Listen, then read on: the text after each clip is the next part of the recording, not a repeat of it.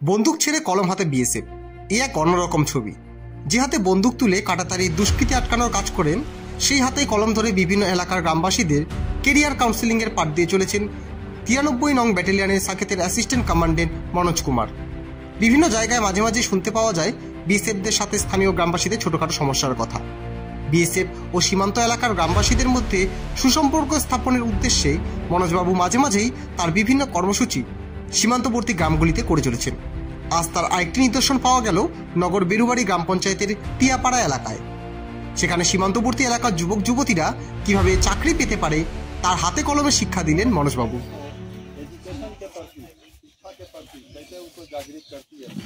और हमारे बहुत सारे यंगस्टर होते हैं जिनको कॉम्पिटिटिव एग्जाम की तैयारी करते हैं, लेकिन वो उसको कम्पीट नहीं कर पाते। उसका बहुत सारा कारण होता है, क्योंकि उनको सही डायरेक्शन नहीं मिलता। डायरेक्शन का मतलब आप उसको बोल सकते हैं मार्गदर्शन नहीं मिलता। कि আপনারা দেখছেন নর্থ বেঙ্গল সমাচার, উত্তরের বার্তা, সত্যের পথে।